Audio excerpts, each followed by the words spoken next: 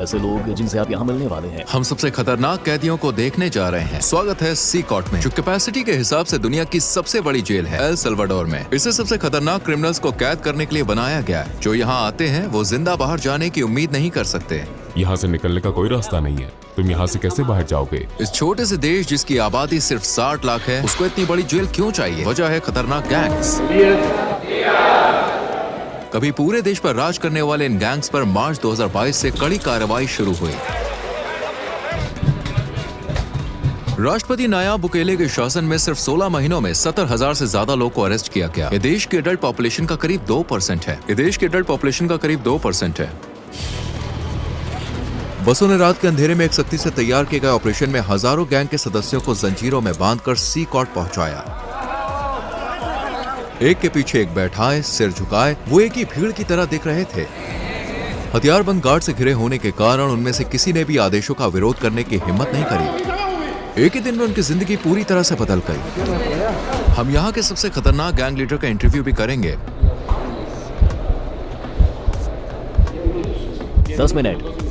2022 में बनी ये जेल बहुत बड़ी है। ये जेल जो है ये करीब 410 एकड़ में फैली है दोस्तों। और आपको बता दें इसमें करीब 8 अलग अलग हिस्से हैं। हर 2 हिस्सों को 3 मीटर ऊंची दीवार और नुकीले तारों से घेरा गया है। ये पूरी जगह 9 मीटर ऊंची दीवार और 3 मीटर ऊंची बिजली की तारों वाली फेंस से घिरी हुई है, जिसमें 15,000 वॉट का करंट है। 19 वॉच टावर्स हर हरकत पर नजर रख रहे हैं ताकि कुछ भी छूट न जाए। यहाँ की पूरी डिजाइन सिर्फ भागने से नहीं रोकती, बल्कि भागने के ख्याल को ही मिटा देती है। हेलो, हमारे पास प्रेसिडेंसी से परमिशन है। सोल्जर्स ने हमें रोक लिया। हमें उम्मीद है कि ये आखिरी चेक पॉइंट होगा। सी कॉर्ट के आसपास के 2 किलोमीटर के दायरे में जैमर ने सारे सिग्नल्स ब्लॉक कर दिए हैं, जिससे कम्युनिकेशन बंद हो गया है। जेल की सुरक्षा के लिए 600 से ज्यादा सैनिक सिर्फ बाहरी सुरक्षा पर तैनात हैं। जेल में दाखिल होने से पहले हमें अपनी सारी चीजें यहीं छोड़नी होंगी। हम सिर्फ कैमरा और माइक्रोफोन साथ ले जाएंगे बस। धीरे धीरे पास करो, कैमरे की तरफ देखो। Body scanner. मुझे याद नहीं रहा कि मैंने अपनी वेडिंग रिंग उतारी है। इसे वहां रखना होगा। ये मशीन कुछ भी छुपने नहीं देती। ये हाई कैपेसिटी एक्सरे स्कैन हड्डियों और अंदरूनी अंगों तक को दिखा देता है। इसे खासतौर पर नए कैदियों की जांच के लिए इस्तेमाल किया जाता है, ताकि कोई भी अपनी बॉडी में ऐसा सामान ना ले जाने की कोशिश करे जो पूरी तरह से प्रतिबंधित है। ये लोग चीजें निगल लेते थे या फिर वजाना और एड्स के जरिए अंदर लाने की कोशिश करते थे। माइक्रो SD कार्ड, माइक्रोचिप्स और यहाँ तक कि फोन चार्जर भी। एक और गहन बॉडी चेक की गई। अपने जूते उतारो। उन्होंने हमारे सॉक्स को भी अंदर से चेक किया। हमें केवल सिक्योरिटी पार करने में 1 घंटा लग गया, जबकि हमें मीडिया के रूप में इनवाइट किया गया था और इसके लिए महीनों पहले अप्लाई किया था। गार्ड्स ने मास्क पहना है क्योंकि वो यहाँ एक जोखिम भरा काम कर रहे हैं। अगर उनकी पहचान हो गई तो टाउन सेंटर्स जाना उनके लिए और भी खतरनाक हो सकता है, क्योंकि इनके गैंग्स के बहुत सारे कनेक्शन है, इसलिए उन्हें अपनी पहचान छुपानी पड़ती है। आप मास्क क्यों नहीं पहनते? मुझे उनसे आमने सामने बात करनी पड़ती है, उनकी आंखों में देखकर। वो पहले से ही जानते हैं कि मैं कौन हूँ। अब हम रजिस्ट्रेशन रूम में हैं। ये जगह सिर्फ कैदियों के लिए है। जब किसी क्रिमिनल को सड़क से पकड़ा जाता है तो उनके पास कोई ID नहीं होती और न ही वो अपना असली नाम बताते हैं, इसलिए उनकी फिंगरप्रिंट और फोटो लेकर उन्हें सिस्टम में एनरोल किया जाता है। एक बार जब वो सी कॉर्ट का परमानेंट पार्ट बन जाते हैं तो वो अपने परिवार और प्रियजनों से हमेशा के लिए संपर्क खो देते हैं, क्योंकि फैमिली विजिट स्ट्रिक्टली मना है। ये भी ध्यान देने वाली बात है कि बड़ी कार्रवाई के दौरान कुछ मासूम लोग गलती से जेल में बंद कर दिए गए। नो कॉन्टैक्ट पॉलिसी की वजह से उनके परिवार को ये तक नहीं पता कि वो कहाँ है या जिंदा भी हैं या नहीं। कुछ के लिए ये डॉक्यूमेंट्री उनके गायब प्रियजन को देखने का पहला मौका हो सकता है। कैदियों के मॉड्यूल्स में जाने से पहले हम जेल के आर्मरी सेक्शन में गए। ये हिस्सा किसी भी संभावित दंगे के मामले में जरूरी है, क्योंकि यहाँ के क्रिमिनल्स दुनिया के सबसे खतरनाक क्रिमिनल्स माने जाते हैं। हम जो हथियार यहाँ इस्तेमाल करते हैं वो T65 राइफल है, जो कि M16 राइफल जैसी ही होती है। हमारे पास 12 गेज शॉटगन भी है। सिग सॉयर राइफल हमें तंग जगहों में भी आसानी से काम करने देती है। जब क्रिमिनल्स को अरेस्ट कर बस में ले जाया जाता है तो उनके मूवमेंट को रोकने और ऑफिसर्स की सुरक्षा के लिए कई तरह की हथकड़ियां और जंजीरें लगाई जाती हैं। क्या यहाँ पे कभी दंगा हुआ है? अभी तक कोई भागने की कोशिश नहीं हुई। यहाँ हमारे पास सबसे खतरनाक क्रिमिनल है। दंगा रोकने वाले गियर में सिर की सुरक्षा, फेस शील्ड, गर्दन की सुरक्षा, एंटी ट्रॉमा वेस्ट, पैरों की सुरक्षा, शिन गार्ड्स और एक शील्ड शामिल है। आमतौर पर जेलों में कैदी हाथ से बने हथियार जैसे चाकू या नुकीले औजार तैयार कर लेते हैं। उनकी पूरी सुरक्षा की जाती है। आप देख सकते हैं उनके पैरों की भी सुरक्षा होती है। क्योंकि जेल बहुत बड़ी है, हमें बस से जाना होगा। अब हम मॉड्यूल एरिया में एंटर कर रहे हैं। देश को सुरक्षित रखने के लिए सीकॉट में 1000 स्टाफ मेंबर्स काम करते हैं। ये लगभग इम्पॉसिबल है, लेकिन बस सोचिए अगर कोई कैदी इस किले नुमा जेल से बाहर निकल भी जाए तो जो छोटे छोटे पत्थर आप देख रहे हैं उन्हें जानबूझकर यहाँ रखा गया है। इन पत्थरों पर चलते ही आवाज होती है जैसे अलार्म बज गया हो। ऐसे में चुपचाप भागना नामुमकिन है। क्या उन्होंने भागने की कोशिश की? नहीं। क्या वो कोशिश कर सकते हैं? मुश्किल है, क्योंकि उन्हें कई सिक्योरिटी रिंग्स पार करने होंगे। सीकॉट को एक अलग अलग जगह पर अपनी पूरी इंफ्रास्ट्रक्चर के साथ बनाया गया है, जिसमें इलेक्ट्रिकल और सीवेज सिस्टम भी शामिल है ताकि बाहरी रोक टोक ना हो सके। अगर बिजली कट जाए या पानी की सप्लाई रुक जाए तो सिस्टम्स और पावर प्लांट से 1 हफ्ते तक काम कर सकते हैं। मुझे बहुत एक्साइटमेंट हो रही है। अब हम दुनिया के सबसे खतरनाक क्रिमिनल्स के आमने सामने होने वाले हैं। माहौल काफी तनावपूर्ण है। अब हम एक मॉड्यूल के अंदर जा रहे हैं। आप यहाँ तीसरे और चौथे मॉड्यूल को एक साथ देख सकते हैं। जो क्रिमिनल इनमें से किसी एक इमारत में घुसता है वो कभी इन दरवाजों से बाहर नहीं निकलता। कुछ ही कदमों में हम 2500 से ज्यादा कैदियों के बीच होंगे। ये ऐसा है जैसे कंट्रोल केओस के बीच कदम रख रहे हैं।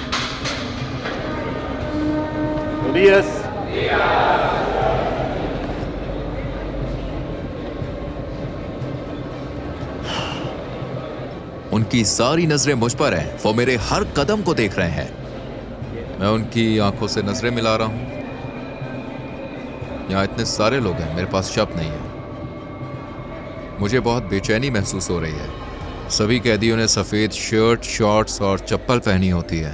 उनके पास और कोई सामान नहीं होता।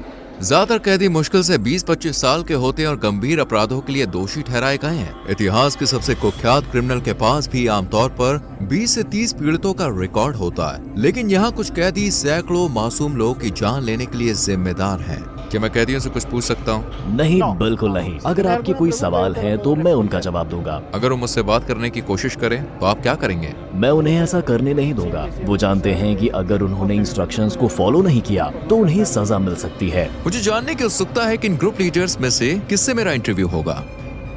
हमें इस पीली लाइन को पार करने की इजाजत नहीं है, क्योंकि ये दुनिया के सबसे खतरनाक इंसानों में से हैं। हमारे और उनके बीच कोई सलाखें नहीं है और हर कोई जानता है कि यहाँ कुछ भी हो सकता है। इस मेगा जेल के 8 मॉड्यूल में से आपको बता दें हर एक में 32 सेल हैं। हर सेल में करीब 80 कैदी होते हैं, लेकिन ये संख्या 150 तक जा सकती है। जेल अभी अपनी पूरी क्षमता पर नहीं है, लेकिन फिर भी हर कैदी के पास केवल 0.5 स्क्वायर मीटर्स की पर्सनल जगह है। कैदियों को ना तो कोई वेंटिलेशन मिलता है और ना ही सेल के बाहर चलने का कोई आंगन। यहाँ हर कैदी को इतनी लंबी सजा दी गई है जिसको आप इमेजिन भी नहीं कर सकते। एक चीज जो नहीं बदलती वो ये है कि ये कैदी कभी भी बाहर नहीं जाएंगे और कभी सूरज की रोशनी नहीं देख पाएंगे। जेल के अंदर बाहर आने जाने की इजाजत केवल स्टाफ और कभी कभी मीडिया को है। ये लोग कभी भी इस बिल्डिंग को नहीं छोड़ेंगे। अगर आप उनके चेहरे को देखें तो उनकी आंखों में खालीपन दिखेगा। इनके पास भविष्य के लिए कोई उम्मीद नहीं है। ये लोग बहुत रोबोटिक लगते हैं। इनकी जिंदगी एकदम बेजान चल रही है। ये खुला कोना इनका टॉयलेट एरिया है। 80 कैदियों के लिए यहाँ सिर्फ 2 टॉयलेट है। ये काफी अपमानजनक है। इनका पूरा कॉन्फिडेंस और अनुशासन यहाँ तोड़ दिया जाता है। जहाँ ये टॉयलेट करते हैं वहीं पर ये नहाते भी हैं। खुद को साफ करने के लिए वो प्लास्टिक के डायपर्स और एक ही बेसिन का इस्तेमाल करते हैं। उनकी सेल में पीने के लिए सप्लाई नहीं है, इसलिए उन्हें पीने के पानी के लिए एक नीले बैरल पर निर्भर रहना पड़ता है। जहाँ ये कैदी सोते हैं वो है मेटल के बंक बेड। न तकिया और न ही गद्दा। हर कैदी को सिर्फ जरूरत भर का सामान मिलता है। एक सफेद चादर, एक यूनिफॉर्म, मोजे, चप्पल और एक तौलिया, बस यही। ये कैदी अपने 4 लेवल वाले बंक बेड पर पूरा दिन बिताते हैं। इन्हें ऐसे ठूस कर रखा गया है जैसे गोदाम में सामान रखा जाता है। स्वच्छता और अनुशासन के लिए कैदियों के बाल हर 2 हफ्ते में जेल स्टाफ द्वारा काटे जाते हैं। लंबे बाल या दाढ़ी सिर्फ गंदे ही नहीं होती, बल्कि इनसे तेज धार वाली चीजें भी छुपाई जा सकती है। चलो देखते हैं। अपनी शर्ट उतारो और यहाँ लाइन में खड़े हो जाओ। अब ये अपनी शर्ट्स उतार रहे हैं। ये कैदी कभी MS-13 और बोरियो 18 गैंग्स का हिस्सा थे जो एल सल्वाडोर के मोहल्लों पर राज करते थे। इन 2 दुश्मन गैंग्स ने सालों तक लोकल लोगों से पैसे वसूले और उन्हें बहुत तकलीफ दी। यहाँ बारियो 18 और MS-13 दोनों गैंग्स एक ही सेल में हैं। हाँ बिल्कुल, पूरा मॉड्यूल ऐसा ही है, सभी इसी तरह रहते हैं। बाहर अगर कोई दूसरे के इलाके में जाता है तो उसे बुरी तरह से मारा जाता है, लेकिन यहाँ वो आखिरी सांस तक एक साथ रहते हैं। ये एक दूसरे पर हमला किए बिना कैसे रहते हैं?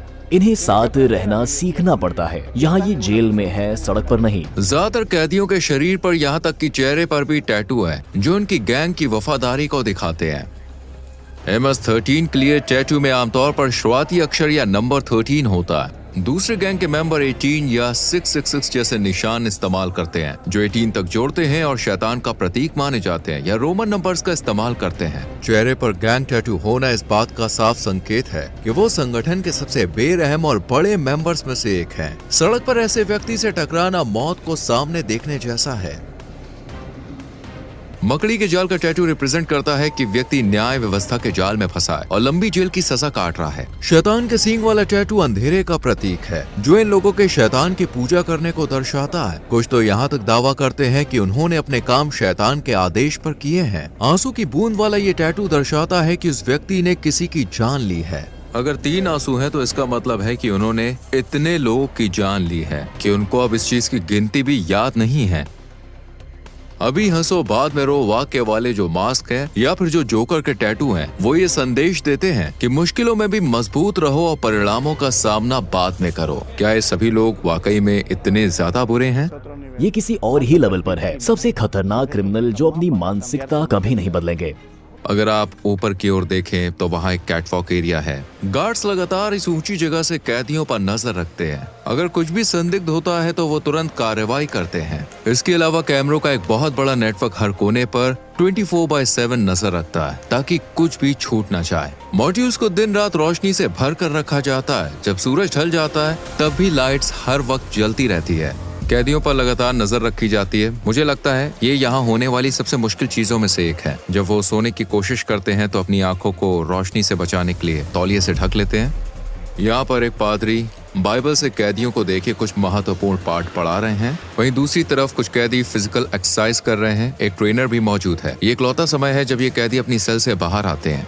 ये गतिविधियाँ हथियारबंद गार्ड्स की नजर में हफ्ते में कुल 1 घंटे के लिए होती है। इस तरह की एक्टिविटी प्रति सप्ताह टोटल 1 घंटे के लिए होती है। बाकी पूरा समय ये अपनी सेल में बंद रहते हैं। ये एक रोटेटिंग शेड्यूल है। जगह की कमी के कारण सभी कैदी एक ही दिन बाहर नहीं आ सकते। यदि कैदी सेल के बाहर होते हैं तो ऐसे में क्या कभी कोई बड़ा हंगामा हुआ है? अब तक कुछ नहीं हुआ। जब भी हमारा कैमरा किसी सेल पर फोकस करता है तो अक्सर हम किसी कैदी को चुपचाप कुछ शब्द बोलते हुए देखते हैं। जेल की सलाखों के पीछे भी गैंग के मेंबर बाहर ऑर्डर्स भेजने की कोशिश करते हैं। एक कैदी ऐसा ही कर रहा था। उसका मैसेज ब्लॉक करने के लिए सेंसर कर दिया। ये गैंग सभी भी काफी ताकत रखते हैं। अफवाह है कि ये मासूम लोगों को निशाना बनाकर बदला लेने का प्लान बना रहे हैं। इसके जवाब में अधिकारियों ने चेतावनी दी है कि वे कैदियों पर और सख्त कदम उठाएंगे। अगर उन्होंने ऐसा किया तो उन्हें जेल में खाना नहीं मिलेगा। मैं कसम खाता हूँ वो एक दाना चावल भी नहीं खाएंगे। फिर देखते हैं वो कितने दिन टिकते हैं। यहाँ कैदियों को दिन में 3 बार सुबह, दोपहर और रात का खाना मिलता है। नाश्ते में आम तौर पर चावल और बीन्स होते हैं और रात के खाने में भी यही होता है। दोपहर के खाने में सफेद चावल और पास्ता मिलता है। यहाँ कोई न्यूट्रिशन वाला खाना जैसे चिकन या मीट नहीं दिया जाता। ये है आज का लंच। चावल, पास्ता और 2 टॉर्टिला। क्या मेन्यू रोज बदलता है? नहीं। क्या हर दिन यही खाना होता है? हाँ, हमेशा यही। फ्रेशमेंट। ये एक मीठा पेय है। वैसे खुद चखने वाला हूँ। कैदियों को अपने हाथों से खाना खाना पड़ता है और खाने के बाद अपनी प्लेटें साफ करनी होती है। प्रोटीन की कमी वाली इस डाइट के कारण इनमें से कई को न्यूट्रिशन की कमी की समस्या हो सकती है। हम कैदियों के साथ इंटरव्यू शुरू करने से पहले आपको एक ऐसी जगह दिखाना चाहते हैं जो अब तक देखी गई जगहों से भी ज्यादा खौफनाक है। ये है आइसोलेशन सेल